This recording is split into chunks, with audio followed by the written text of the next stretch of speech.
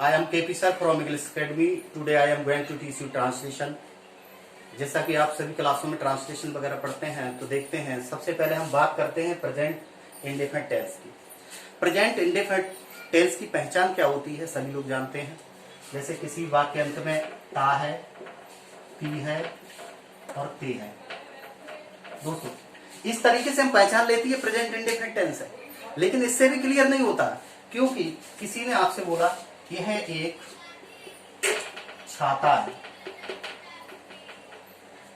अब आपसे question put कर दिया जाए कि ये एक छाता है, ये कौन सा टेंस है, तो आप कहेंगे प्रेजेंट इंडेफिनिट का। लेकिन ये प्रेजेंट इंडेफिनिट का नहीं है, क्योंकि ये ता जो है ता तो आया है, क्योंकि प्रेजेंट इंडेफिनिट की हमको पहचान ये बताई जाती है कि वाक्य के अंत में ता है, ती है, ते आज शब्द आते हैं तो प्रेजेंट इंडेफिनिट टेंस होता है। लेकिन यहाँ पर ता आ गया तो हम कहेंगे ये प्रेजेंट इंडेफिनिट टेंस है। लेकिन डियर स्टूडेंट, ये प्रेजेंट इंडेफिनिट टेंस नहीं है। क्यों नहीं है?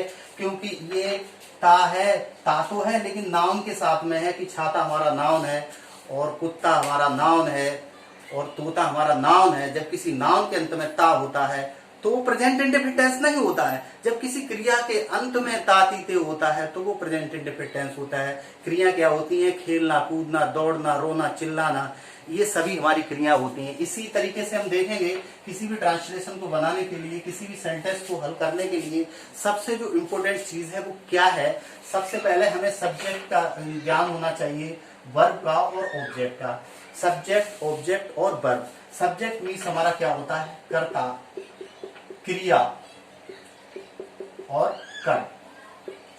सब्जेक्ट, ऑब्जेक्ट और सब्जेक्ट, वर्ब और ऑब्जेक्ट, ये बहुत ही मस्ट है। इसके बारे में थोड़ा जान लीजिए, उसके बाद में आगे ट्रांसलेशन किस तरीके से हम सीखते हैं। तो आइए हम बताते हैं। सब्जेक्ट हमारा आपका नाउन भी हो सकता है, सब्जेक्ट में आपका प्रोनाउन भी हो सकता है, और नाउन और प्रोनाउन के इक्विवेलेंट भी हो सकता है, उसके समान भी हो सकता है कोई।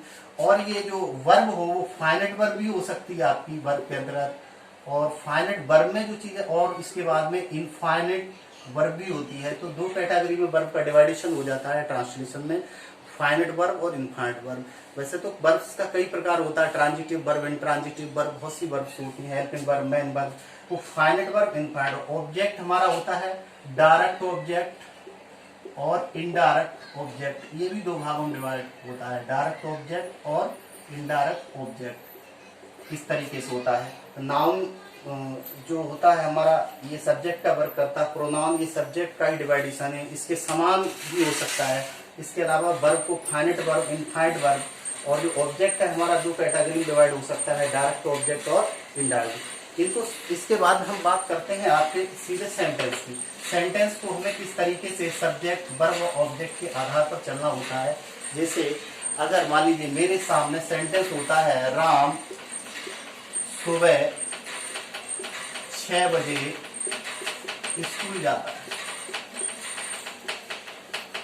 स्कूल जाता है, राम सुबह 6 बजे स्कूल जाता है।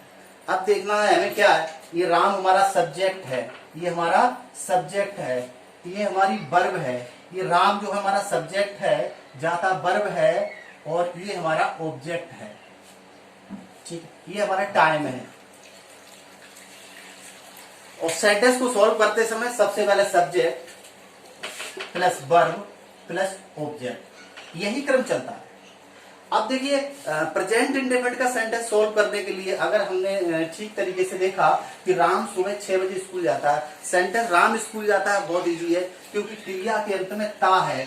जब क्रिया के अंत में ता होता है तो वो हमारा प्रेजेंट इंडेफिनिट टेंस होता है, क्योंकि राम स्कूल जाता है। जो कार्य करने वाला है वो कर्ता होता है। स्कूल क्या करता है? राम स्कूल जाता है। तो राम कितने बजे जाता है? सुबह 6 बजे जाता है। कभी कभी हम इसमें टाइम लगा देख लेते हैं तो बहुत ही इसमें ये फील करते हैं सेंटेंस हमारा बहुत ही ज्यादा टफ है, हम कैसे सॉल्व करें, क्योंकि इस टाइप के बात तो हमने पढ़ी नहीं जिसमें टाइम सेट है।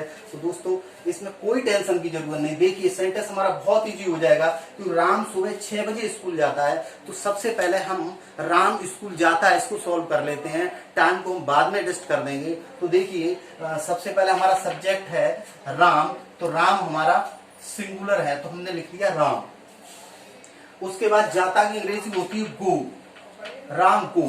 अब अगर हमारा सब्जेक्ट सिंगुलर होता है तो तो प्रेजेंट इंडेफिनिट के सिंपल सेंटेंस में वर्ब में एस या एस जोड़ देते हैं। तो फर्क समझ लिए, एस कहाँ जोड़ते हैं और एस कहाँ जोड़ते हैं।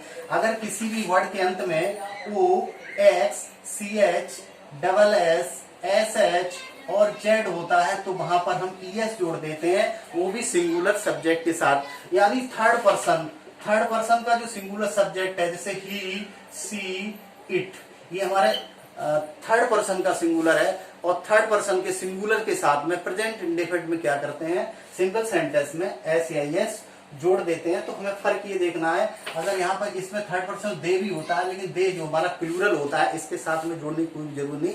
थर्ड पर्सन के सिंगुलर सब्जेक्ट है वर्ब में ऐसे ही जोड़ देते हैं। लेकिन हमको ये देखना है कि एस कहाँ जोड़ते हैं, ईएस कहाँ जोड़ते हैं, इसमें डिफरेंस ध्यान रखना है। तो देखना है कि O, X, C H, double S, S H और जेड किसी भी शब्द के अंत में है तो वहां पर हम ओ के साथ में ईएस को जोड़ देते हैं और बाकी सब जगह एस जोड़ देते। तो यहाँ पर गो आया इसलिए हम यहाँ गोज कर देंगे, क्योंकि राम जाता है, कहाँ जाता है, राम 6 बजे अब स्कूल जाता है। तो राम गोज, जब एक स्थान से किसी दूसरे स्थान तक जो गंतव्य स्थान बात पर पहुंचा जाता है तो इंग्लिश में सेंटेंस सॉल्व करते हैं टू लगाते हैं। लेकिन इसमें टू का मतलब यहाँ को से है, लेकिन हिंदी में को नहीं लिखा जाता है कि राम सुबह 6 बजे स्कूल को जाता है, इसका अर्थ ये है। लेकिन इसका हम गोज के साथ में क्या लगा दें, टू।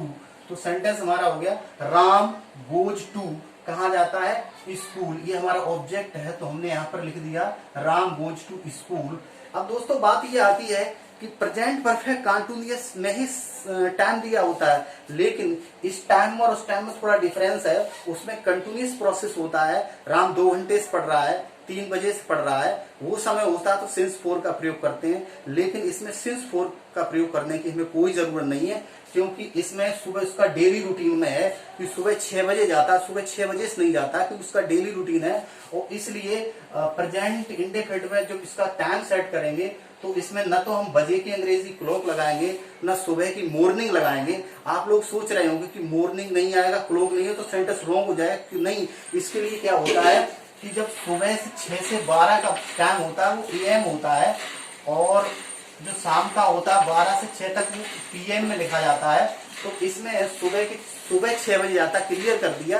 तो इसका मतलब है प्रेजेंट में जो प्रपोजिशन लेते हैं वो सिंस और फोर नहीं, टाइम जब एएम पीएम में टाइम को सेट करते हैं तो उस समय प्रपोजिशन एट लगाते हैं। तो एट यहाँ पर लगाने के बाद में तो Ram goes to school at कितने बजे जाता है, 6 और उसके बाद हमने 6 सुबह के 6 बजे, इसलिए यहाँ पर हमने एएम लिख दिया, हमारा सेंटेंस सॉल्व हो गया। अब आप लोग सोच रहे हैं सुबह की अंग्रेजी आए, नहीं, सुबह की अंग्रेजी को लगाने की कोई जरूरत नहीं, क्योंकि यहाँ पर टाइम हमने एएम में सेट कर दिया। इसका मतलब मॉर्निंग का ही टाइम हो गया, और इसके लिए एट 6 AM का मतलब 6 ही बजे है। तो हमारा सेंटेंस सेट हुआ Ram goes to school at 6 AM। इसी तरीके से किसी ने आपसे बोल दिया राम शाम को 4 बजे क्रिकेट खेलता है, तो उसमें एट 4 PM कर सकते हो, और सेंटेंस का वही तरीका होता है, और सेंटेंस को इसी तरीके से हम सॉल्व कर देते हैं। इससे नेक्स्ट बढ़ते हुए दोस्तों देखते हैं किस तरीके से हमें और सेंटेंस को सॉल्व करना है, जो थोड़े ट्रिकी सेंटेंस होते हैं और जिन पर हम कभी फोकस नहीं करते हैं।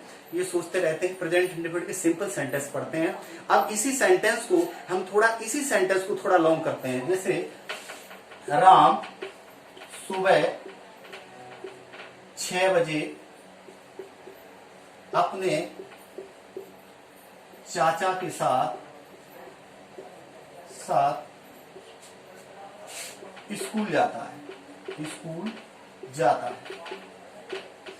राम सुबह 6 बजे अपने चाचा के साथ स्कूल जाता है। तो हमें देखना क्या है, राम हमारा सब्जेक्ट है, ये हमारे वर्ब है, ये हमारा ऑब्जेक्ट है। सेंटेंस हमको थोड़ा लॉन्ग हो गया, थोड़ा डिफिकल्ट लग रहा है, और 6 बजे की अंग्रेजी जो आपने सेट की है इसी तरीके से आपने बनाया। अब इसमें केवल क्या बढ़ गया, अपने चाचा के साथ। तो सबसे पहले हम राम, उसके बाद ये वर्ब, उसके बाद ये, उसके बाद ये, और इसी तरीके से सबसे लास्ट में इस नंबर से। तो अब इसी क्रम में बढ़ते हुए हम सेंटेंस को सॉल्व करेंगे। तो राम जाता, अंग्रेजी गो होती, जैसा मैंने अभी समझाया, तो इसको हम गोज कर देंगे। कहाँ जाता है, गोज टू स्कूल जाता है। कितने बजे जाता है, जैसा कि मैं अभी सॉल्व कर गया। और इसमें एक चीज हमें ऐड करनी है, टाइम को भी नहीं लगाना है, कि अपने चाचा के साथ, तो इसमें साथ की अंग्रेजी हम लगाएंगे विद, और अपने की जो होती है राम के साथ में अपने की अंग्रेजी लगाएंगे हिज, इसके साथ में विद हिज अंकल। तो हमारा सेंटेंस हुआ Ram goes to school with his uncle. और कितने बजे जाता है? सुबह 6 बजे, जैसा हमने टाइम सेट किया था एट 6 AM। ये हमारा सेंटेंस सॉल्यूशन हो गया। तो Ram goes to school with his uncle at 6 AM। ठीक इसी तरीके से हम सेंटेंस को और भी तरीके से देख सकते हैं।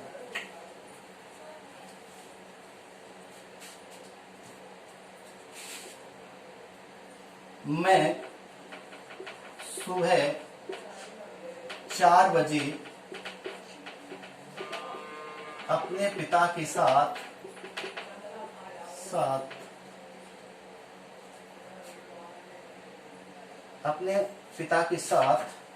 सुबह 6 बजे अपने पिता के साथ स्कूल पढ़ने के लिए जाता हूँ।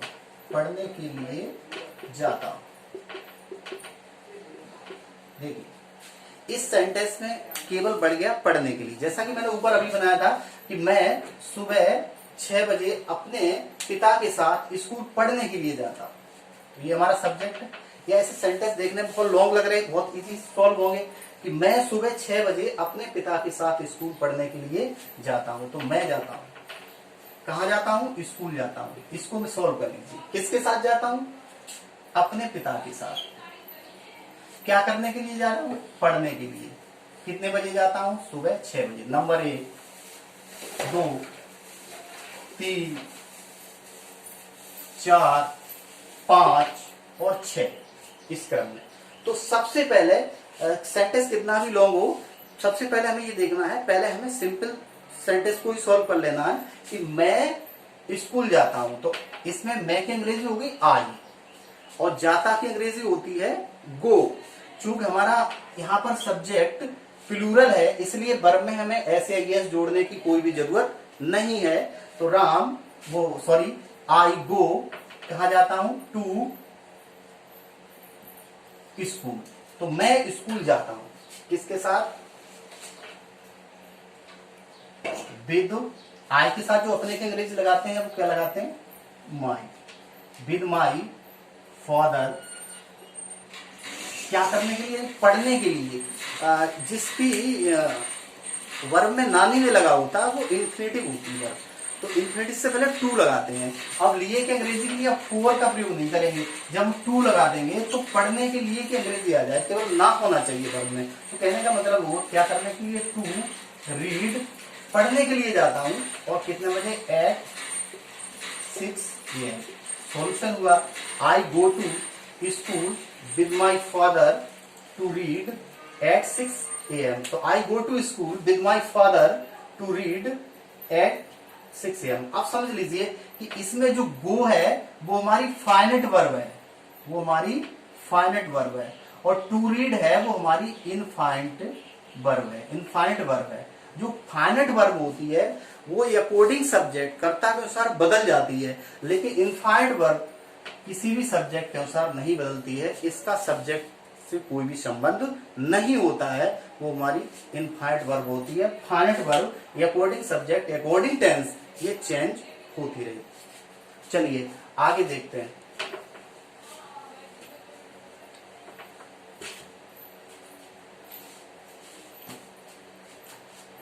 महात्मा गांधी का नाम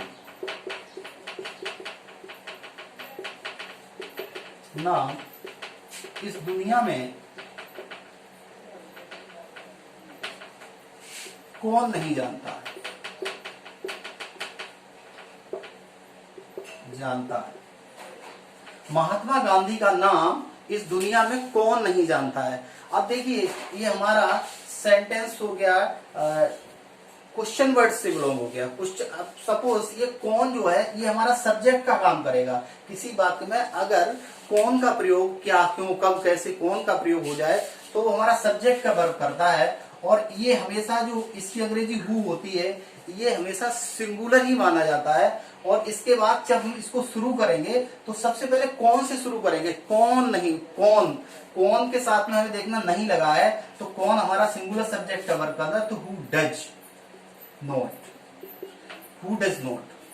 अब इसमें जानता ये वर्ब है, who does not know, know means जानना, तो सेंटेंस हुआ हु डज नॉट नो, क्या नहीं जानता है, महात्मा गांधी का नाम, the name of Mahatma, connector से जुड़ा हुआ है, who does not know the name of Mahatma Gandhi, Gandhi, तो who does not know the name of Mahatma Gandhi, यानी महात्मा गांधी का नाम कौन नहीं जानता है, और किसमें, इस दुनिया में, लास्ट में क्या बचा, इस दुनिया में, तो हम जोड़ देंगे इन दिस वर्ल्ड।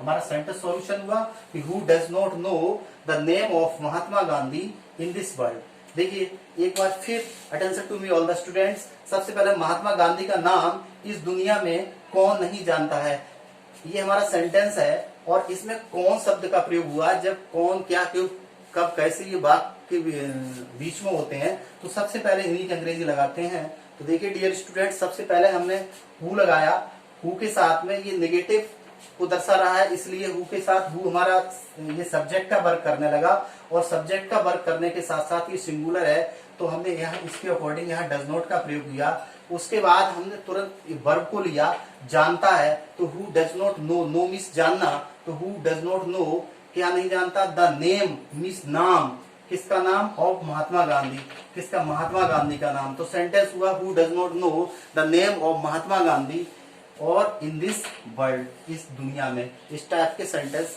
आप बना सकते हैं। चलिए इसे नेक्स्ट क्रम में देखते हुए हम आगे को और बढ़ेंगे, किस तरीके से हम सेंटेंस को सॉल्व करेंगे। कभी कभी क्या होता है कि वह स्कूल कभी नहीं जाता है, वह स्कूल कभी नहीं जाता है, वह स्कूल कभी नहीं जाता है। अब अक्सर स्टूडेंट सॉल्यूशन में ये गलती कर देते हैं कि वो कभी नहीं को डू नॉट, डज नॉट में लगा देते हैं, या नेवर लगाने के बाद फिर भी वो कर देते हैं, तो कभी नहीं की अंग्रेजी होती है नेवर, कभी नहीं की अंग्रेजी होती है नेवर।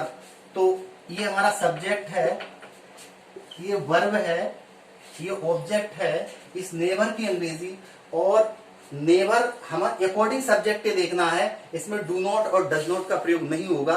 देखने में ऐसा लग रहा है कि कभी नहीं आया, नहीं सब जुड़ा है, लेकिन नहीं तो आया, लेकिन कभी के साथ में आया। अगर कभी को हटा दें तो वह स्कूल नहीं जाता, तो नेगेटिव हो जाएगा, लेकिन इसमें कभी जुड़ा है, कभी नहीं की अंग्रेजी नेवर होती है। और नेवर, जब ऐसे वाक्यों को सॉल्व करते हैं तो वह की अंग्रेजी हम ही लगाएंगे, ही के साथ में तुरंत कभी नहीं की अंग्रेजी को लगाएंगे, और कभी नहीं की अंग्रेजी होती है नेवर, तो ही नेवर। और सब्जेक्ट हमारा देखना पड़ता है या सिंगुलर है या प्लूरल है, इसके अकॉर्डिंग देखेंगे ही नेवर। और जाता की अंग्रेजी गो होती है, क्योंकि यहाँ पर हमारा सब्जेक्ट सिंगुलर है, और यहाँ वर्ब में इस वर्ड के अंतर ओ आया, O X C H double S S H, और जहाँ जेड होता वहां पर हम ई एस एड कर देते हैं, तो ही नेवर गोस। और कहा नहीं जाता, टू स्कूल। अगर यहीं पर हमारा आई होता, मैं होता, तो आई नेवर गो टू हो जाता, फिर आपको ऐसे इस लगाने की कोई भी जरूरत नहीं पड़ती है। नेवर के साथ में हमें अकॉर्डिंग सब्जेक्ट देखना पड़ता है। अगर हमारा सब्जेक्ट सिंगुलर है तो वर्ब में ऐसे ही जोड़ देते हैं, अगर प्लूरल होता है तो ऐसे इसको नहीं जोड़ती। इसी क्रम में बढ़ते हुए चलिए हम एक सेंटेंस और देखते हैं कि किस तरीके से हमें सेंटेंस को सॉल्व करना है। चलिए आइए सेंटेंस देखते हैं। वो है तैरना जानता है, जानता है, वह तैरना जानता है। यहां पर ये हमारा सब्जेक्ट है, ये वर्ब है, और ये भी वर्ब है। जब हमारी दो वर्ब एक साथ हो जाए तो उस कंडीशन में क्या देखना है, क्योंकि नंबर फर्स्ट, नंबर सेकंड और नंबर थर्ड, तो इसके बीच में हम हाउ टू का प्रयोग करते हैं। टू भी कर सकते हैं तो भी रॉन्ग नहीं होगा, लेकिन हाउ टू का प्रयोग करते हैं। आप कहोगे कि आप हाउ टू का क्यों करेंगे?